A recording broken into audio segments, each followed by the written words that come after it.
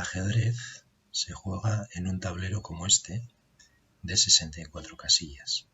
Y lo primero de todo que tenemos que aprender es a colocar todos los elementos del juego correctamente.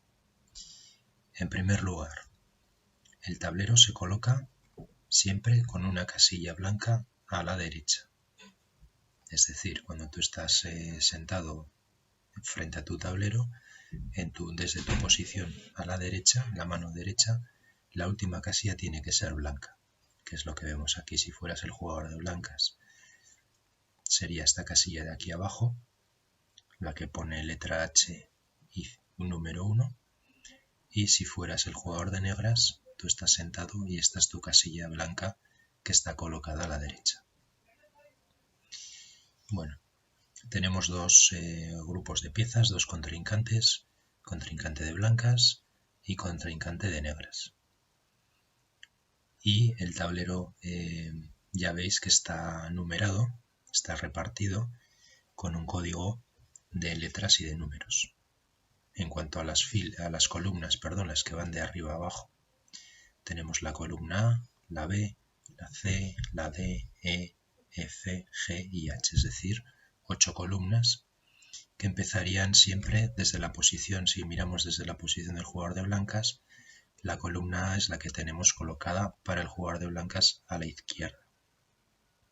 Si fuéramos el jugador de negras, pues sería a la derecha. Es decir, todos los elementos del tablero siempre están ordenados desde el punto de vista de las blancas. Entonces las columnas empiezan de izquierda a derecha, ¿vale? Desde la posición de blancas, desde la A hasta la H, y las filas también son 8 filas que están numeradas de la 1 a la 8, que también empiezan a contarse. La fila 1 es donde está colocado el jugador de blancas y la fila 8 es donde está colocado el jugador de negras. De esta forma, cada casilla de las 64 casillas que tiene el tablero estaría localizada con un código binario. La B1, la C1, que es la casilla D3, casilla F5, casilla D6, por ejemplo, o casilla H8. Cada jugador dispone de 5 piezas: rey, dama, torre, alfil, caballo, y de los peones. No consideramos a los peones como piezas completas, digamos, porque tienen una serie de restricciones en sus movimientos. Por ejemplo, solamente pueden avanzar hacia adelante y no pueden avanzar hacia detrás. Pero bueno, para hacerlo de la forma más sencilla posible, cada jugador dispone de 6 piezas, que serían desde el rey que está aquí colocado, dama, torre, 2 torres, 2 alfiles, 2 caballos y 8 peones. La manera de colocar las piezas es de la siguiente forma. A mí me gusta explicar mucho a los niños esta manera. Tu ejército se coloca como un castillo. En los laterales de tu castillo vas a colocar las torres.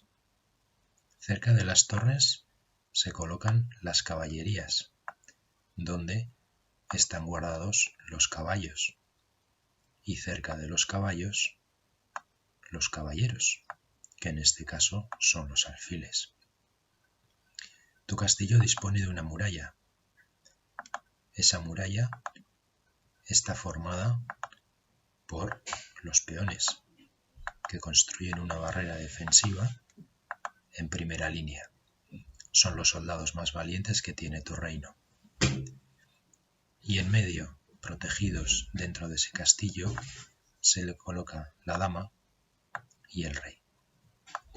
Fijaros que la dama siempre está colocada en la misma casilla de su color. A los niños les gusta siempre decir que la dama lleva el vestido del mismo color que su casilla.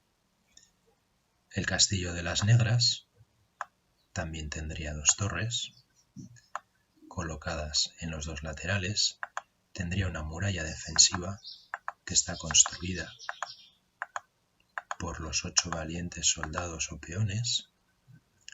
Cerca de las torres se encuentran las caballerizas, que guardan los caballos, y los caballeros cerca de sus caballos, y en el medio del castillo resguardados estarían la reina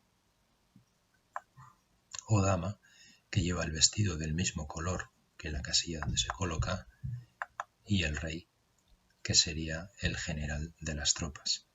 Siempre tenemos que mirar el ajedrez desde la perspectiva del rey. Si tuvierais que elegir qué pieza sois, tendríais que ser el general del ejército, que dispone todas sus unidades estratégicamente para intentar capturar al rey contrario. Los peones son el alma del ajedrez. Ellos solos forman el ataque y la defensa.